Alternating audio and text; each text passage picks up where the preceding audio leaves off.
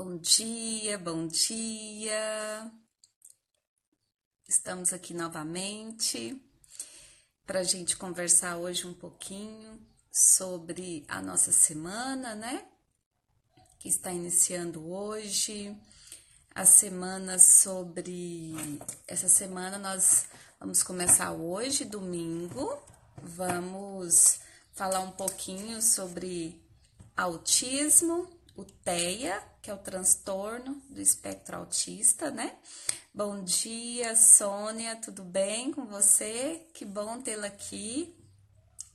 E hoje, então, a semana passada nós encerramos, né?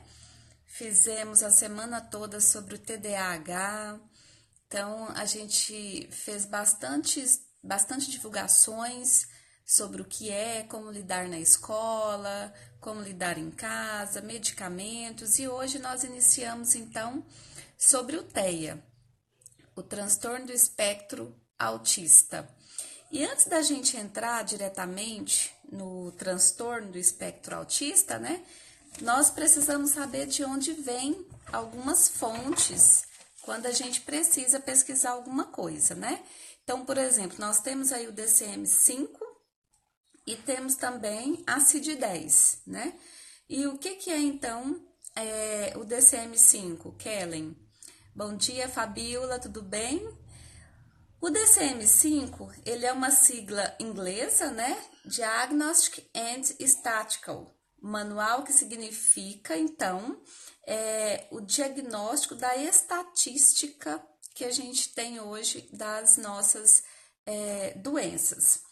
Então, normalmente, o que acontece no DCM-5? Ele é passado por revisões, por atualizações, né? E quem é, então, que fez essa sigla? Quem é que toma conta disso tudo, que faz essas revisões aí pra gente? Quem faz todas essas revisões aí é a Associação Americana de Psiquiatria, né?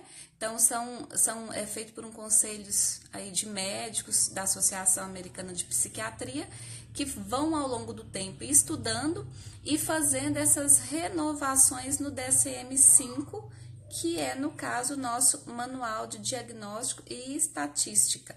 E o 5, ele é somente a sigla, porque o anterior a esse foi o 4, né? Então, aí a gente vem passando por revisões e atualizações. E é por isso que a gente precisa entender o que significa isso, para a gente não ter para a gente entender melhor o que é o embasamento de tudo isso, né? E a CID-10, né? O que significa CID-10? Significa uma classificação internacional de doenças. Já está tendo estudos aí para o próximo ano ser colocado a CID-11, né? Então, CID-11, a CID-10, que é atual, a mais atual até hoje, significa Classificação Internacional das Doenças, que é lá onde ficam os nossos transtornos globais do desenvolvimento. Na semana do TDAH, eu pedi muito para que vocês aprendessem, lessem, né, vissem vídeo sobre a questão do desenvolvimento infantil. Por que isso é muito importante? Eu volto a falar hoje novamente, né? Porque se eu não sei até qual é a data certa para o meu aluno ou para o meu filho desenvolver determinadas ações motoras ou de linguagem, como que eu vou saber se está no momento certo ou não? Então, eu diria que o primeiro passo, até mesmo antes da gente ser mãe, seria saber sobre isso, né? A primeira infância, de 0 a 2 anos, o que o meu filho tem que fazer de 0 a 2 anos, por exemplo, né? Então, seria esses momentos aí.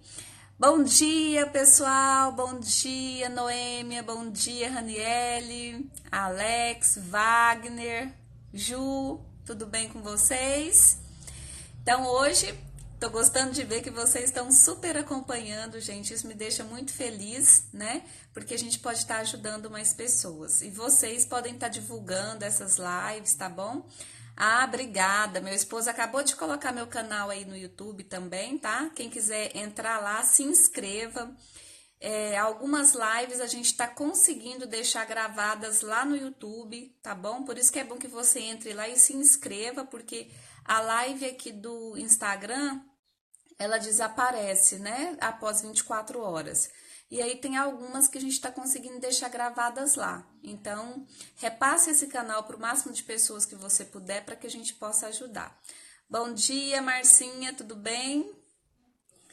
Pessoal, então, continuando aqui, a gente já falou então sobre o que é o DCM-5, o que é a CID-10. Por que eu preciso disso, Kelly? Para que eu possa entrar realmente dentro do TEA. Porque na maioria das vezes a gente recebe, bom dia, Divina, tudo bem? Nós recebemos, a escola principalmente recebe alguns laudos, né? Que os neuropediatras fazem, ou neurologistas, neuropsiquiatras e tudo. E aí, o que a gente precisa? Nós precisamos entender o que é CID-10F84, por exemplo, né? Por que eu tô falando do F84? Porque é o F, a sigla que tá lá na CID-10, né? Como transtorno de desenvolvimento global, que normalmente vem nos laudos das crianças ou dos adolescentes ou dos adultos com autismo, com TEA. Antigamente, lá no DCM-4, há muito tempo atrás, né, era só autismo. Depois que veio algumas evoluções, nós passamos para ter o TEA, que ficou dentro do desenvolvimento global de uma forma geral. Então, TEA, transtorno do espectro autista, certo? E normalmente, quando você recebe um laudo e tem lá CID-10F84, significa que o neuropediatra deu para você, então, já diagnosticado esse CID. Tá, Kellen, para que serve esse F94? Serve para você conseguir algumas coisas que você tem por direito, enquanto um indivíduo portador desse CID. Por exemplo, ao professor de apoio na sala de aula, tem alguns convênios aí, né, que a gente pode estar fazendo, que tem até compras de carro, algumas coisas assim, é preciso investigar, é preciso de uma entrevista com um advogado para você saber o que isso realmente vai te dar direito, né? E aí, então, por isso faz necessário a gente conhecer esses processos antes da gente entrar realmente no TEA, né? Ótimo, então, depois que a gente passou a saber disso e tudo, então vamos lá. O que é o TEA, então? O TEA é o transtorno do espectro autista. É um desenvolvimento da criança que normalmente a criança nasce com esse transtorno, né? E aí, com o passar do tempo, os pais, desde quando a criança nasce, vão observando algumas características. Então, nós temos aqui, todos eles são de características de transtorno mesmo, né? Global do desenvolvimento, e também de alguns comprovam que é neurobiológico também. Então, aí o que a gente precisa?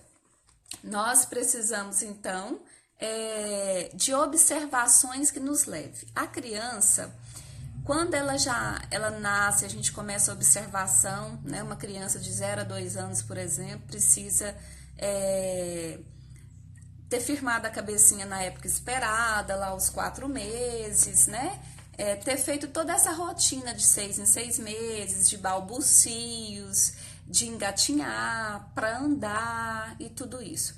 E normalmente, quando a gente recebe o CID, né? A CID-10 com o desenvolvimento, ela não vem somente com o F84, porque normalmente pode-se ter uma comorbidade junto com esse TEA. E aí, então, vai vir F90, que é do TDAH, que normalmente o autista ele tem, né? Ou então também com deficiência intelectual, ou também de linguagem. E aí a gente varia bastante. Por que a gente tem essa variação? Porque normalmente, assim como no TDAH, cada um tem sua especificidade, no autismo também cada um tem a sua especificidade, né? E aí, primeiramente, há muito tempo atrás, nós lidamos com a síndrome de Asperger, né?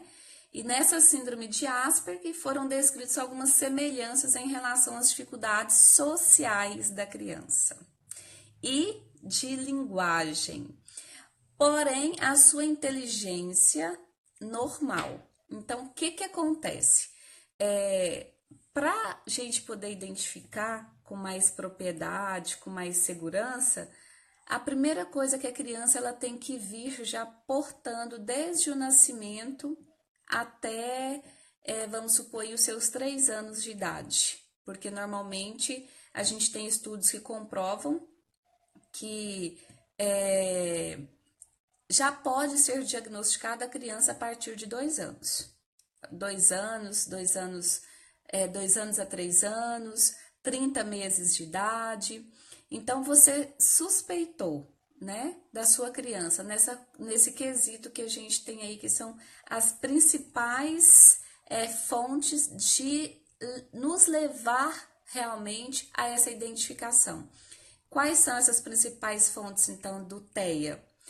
A linguagem da criança, como que essa linguagem da criança está sendo abordada, e também a questão da socialização, porque eles têm muita dificuldade nessa questão de socialização e de linguagem.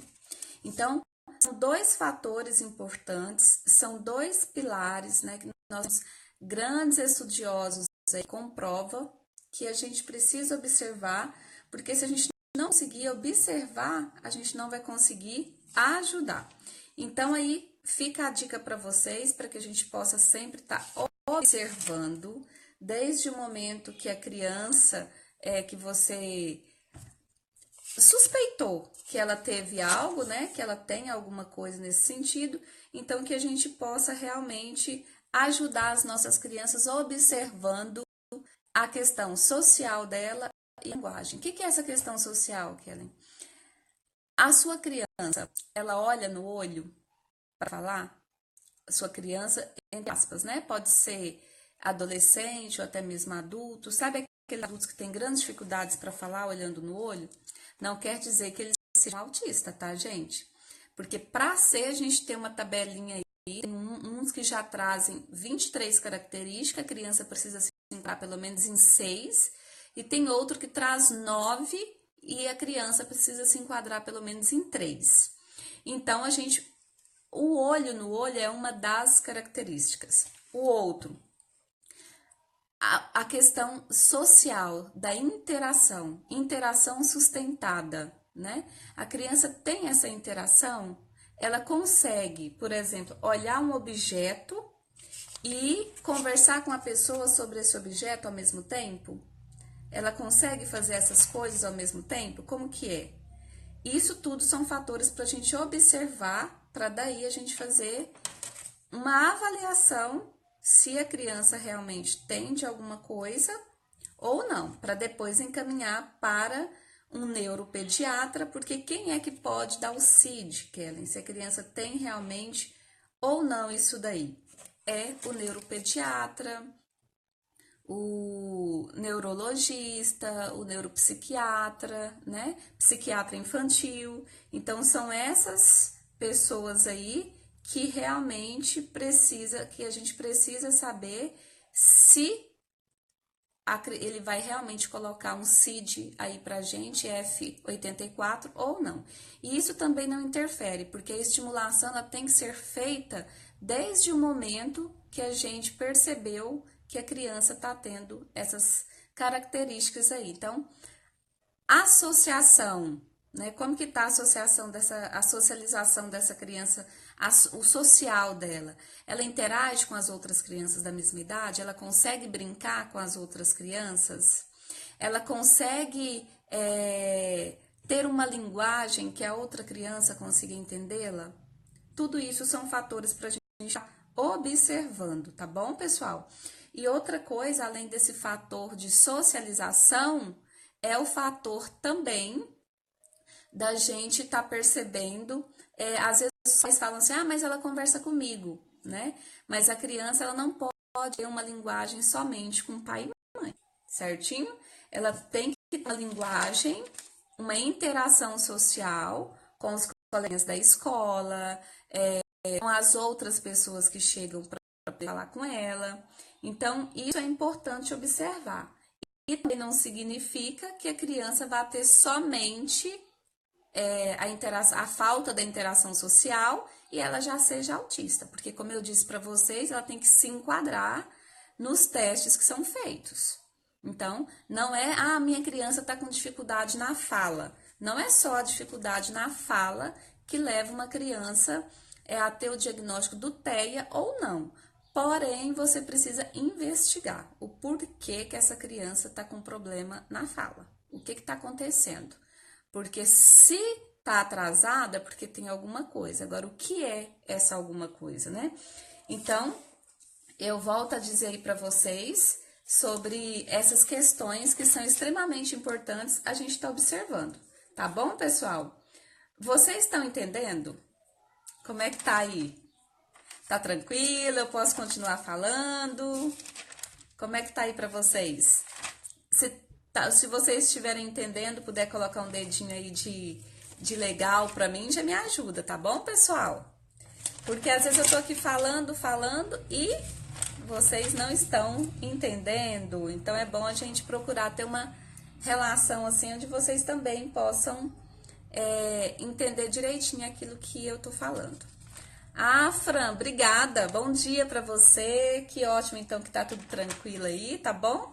Fico feliz que você esteja aqui, que você esteja entendendo. Isso é a nossa função, né?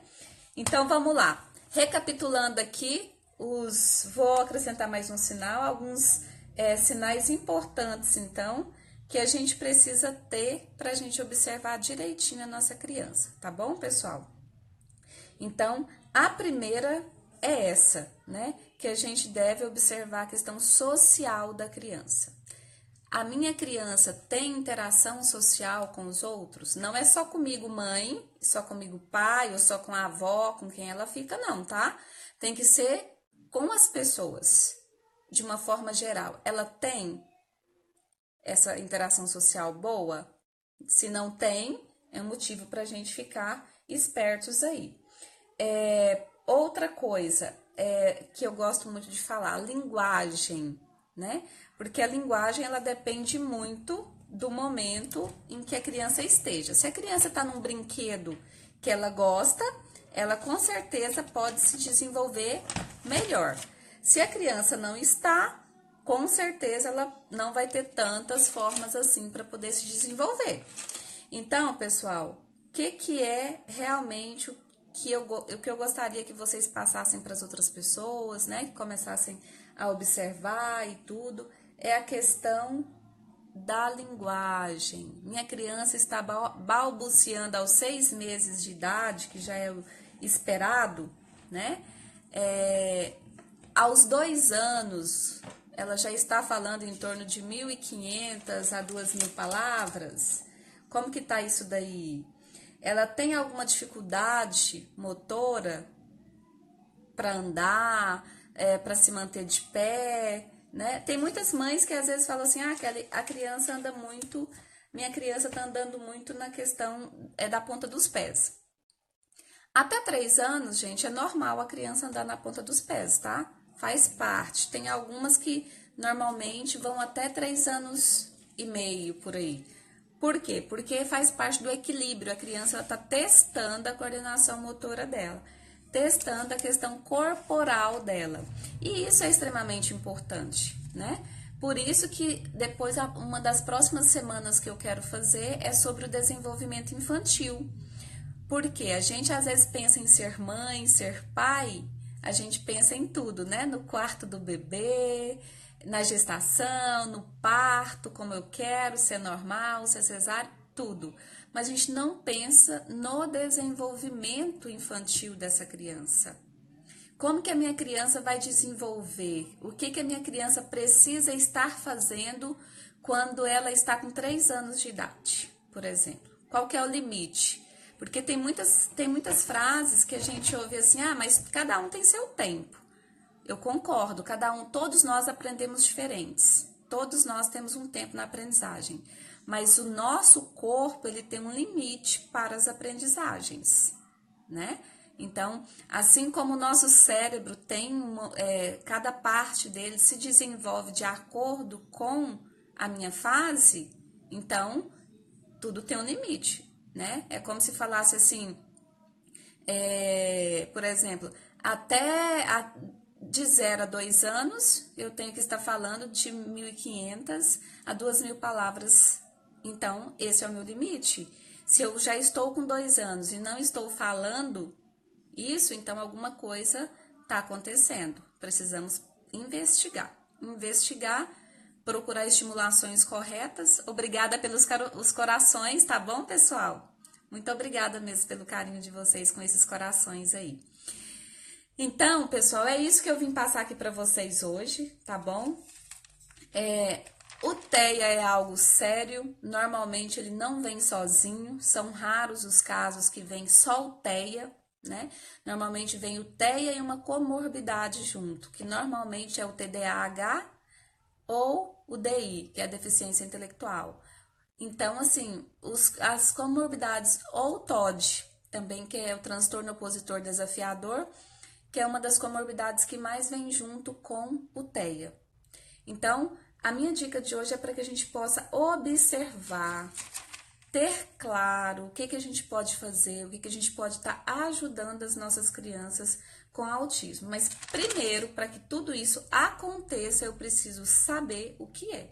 Por isso que eu falei para vocês anteriormente sobre o que é o DCM-5 e falei sobre o que é a CID-10, para que a gente possa estudar e compreender quando a gente receber um laudo também, porque às vezes a gente recebe um laudo e o que a gente recebe em consultório, né? Kellen, o que é isso aqui? Colocou aqui que o meu filho é F84. O que é F84? Então, a família às vezes não age adequadamente porque também não sabe como agir adequadamente. Então, às vezes os professores não agem como deveria agir com aquela criança em sala de aula, porque os professores também não sabem como agir. Então, nós estamos sofrendo aí uma grande defasagem que a gente precisa se atualizar. Nós precisamos enfrentar isso daí e procurar capacitações, porque é o que vai nos fazer entender, porque senão sofre todo mundo, sofre família, escola, profissionais, porque nós precisamos caminhar na mesma linha para que a criança se desenvolva adequadamente, né? Se a família faz de um jeito, a escola faz de outro, e aí eu que sou profissional acabo fazendo de outro jeito, o que vai acontecer? Não vai ter resultado. Então é por isso que precisa de um alinhamento. É igual um trem, né? A ajuda a ajuda da criança com TEA, que é o transtorno do espectro autista, muito bem, Débora, é isso aí. Precisa ser sempre um alinhamento. É como se a criança fosse um trem. Então, todas as rodas do trem são a família, a escola e os profissionais que cuidam dela. Se um sai da linha, o que vai acontecer? Não vai haver desenvolvimento. Nós vamos ter aí uma quebra nesse desenvolvimento. Então, por isso que eu quis explicar para vocês anteriormente o que é o CID-10, o que é o DCM-5, para que, se tiver professores aqui, eu sei que a Débora é professora, né? A Juliane também, eu sei que está aqui, muito obrigada, Ju. A Luana acabou de entrar também, muito obrigada.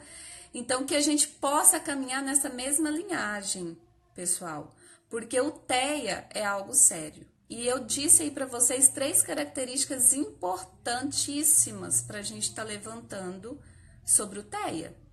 Então, não é que a escola vai diagnosticar, né? A escola não diagnostica. Então, a escola levanta hipóteses e faz o seu relatório, né? Tem uma forma alinhada de se fazer esse relatório também. Para quê? Para que a gente possa chamar os pais para conversar. E a gente sabe que é difícil os pais aceitarem, sim. Porque se coloca no lugar dos pais, alguém te falando que o seu filho tem TEA. É complicado aceitar. Então, é por isso que a gente precisa encaminhar, né, para o neuropediatra, dependendo da idade da criança, é o neuropediatra que cuida, ou para o psiquiatra infantil, ou então encaminhar para algum tipo de estimulação psicopedagógica, ou psicológica, ou fonoaudiológica, para que esses profissionais, né, junto com vocês, que é a escola, peçam a essa família para estar levando o filho para fazer, porque às vezes mais forças juntas conseguem maiores resultados mais rápidos, né? Então, pessoal, vamos ficar atento a esses 3 sinais que eu disse aí para vocês do TEA. Amanhã à noite, amanhã eu vou estar passando por volta mais ou menos aí das 20h30 por aí, tá bom? Amanhã eu passo um pouquinho mais tarde, porque eu tô fazendo essas alterações, porque tem muita gente pedindo para passar mais tarde, né? Porque gostam muito de participar das lives. Então, eu tô entrando aí em horários bem alternados para estar atendendo um pouco de cada pessoa que possa estar no momento disponível para assistir às lives. Então, amanhã, por volta das 20h30 até as 21 horas, eu devo estar passando. E aí, amanhã, nós vamos falar, então, sobre as características gerais do TEA, tá bom? Todas as características que são possíveis. Hoje eu falei aqui para vocês, porque eu introduzi um pouco sobre o DCM-5 e o CID-10, né? Então, amanhã a gente vai estar falando sobre essas características.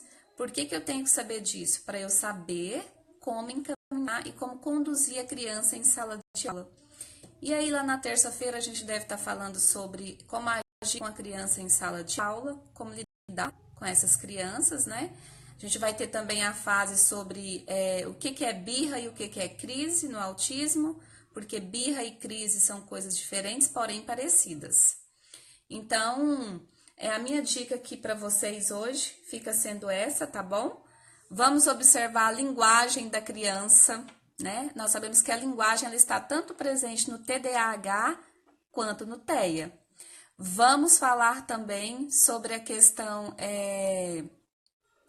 do desenvolvimento motor dessa criança, como que está o desenvolvimento motor dessa criança. Obrigada, Cleide, por estar aqui, tá bom? Eu sei que você está tão longe, mesmo assim está acompanhando sempre que pode. Muito obrigada. Sol Energia, né? Free Sol Energia, obrigada também. Então, pessoal, são essas características, a linguagem, o desenvolvimento motor e interação social. 3 características aí, eu deixo a dica de hoje para vocês observarem quanto ao TEA, né? A criança tem comunicação social ou ela vive mais no mundinho dela? Se você deixar ela vai ficar brincando sozinha? É um ponto para a gente levantar hipóteses, né? Ela tem problema na linguagem ou tem praxia de fala? Como que está esse desenvolvimento da linguagem da criança? E desenvolvimento motor? Como que está o desenvolvimento motor dessa criança? E quando eu falo de interação social, mais uma vez eu volto a lembrar, não é interação social com o pai, com a mãe ou com quem cuida dela. É uma interação social com todos, tá bom? E aí depois a gente vai falar de uma atenção sustentada, de como observar essa interação, tá bom, pessoal? Nessa atenção sustentada que nós temos aí dentro do TEA, que é algo para a gente também estar observando. E tem também alguns relatóriozinhos que a gente sabe que quando a gente faz para os pais, né? A questão do sono da criança, a seleção alimentar dessas crianças, né? Gente, muito obrigada por esses corações, tá bom? Gosto demais. Então, tudo isso são coisas para a gente estar observando. E aí, cada indivíduo também, eu sei que nosso tempo já está ficando curto, eu já vou encerrar, tá? Mas é porque é tanta coisa para falar, depois a gente monta um curso para isso. As formas de aprendizagem também da criança com TEA, ela é bem diferente, né? Então, nós temos a visual, a auditiva e a sinestésica. Então, também são 3 fatores que a gente vai estar diferenciando, porque é uma forma que a gente ajuda mais os professores em sala de aula a atingir a aprendizagem mais rápida dessas crianças, usando essas 3 formas aí para aprender, que é a auditiva, visual e sinestésica, tá bom? Vou ficando por aqui, porque já tá em meia hora que eu tô aqui, já tá ótimo, tá bom? Acompanhe lá o canal do YouTube, tem muitas lives lá ficando gravadas, tá bom? Que pode ajudar vocês. E Estimos o Saber tá aí para ajudar vocês no que vocês precisarem. Eu me coloco à disposição de vocês também. Qualquer coisa, 3373-2808 é o WhatsApp, tá bom? E também o telefone de lá. Um forte abraço para vocês, um bom domingo, bom descanso e até amanhã, que é segunda-feira. Um beijo para vocês e até mais.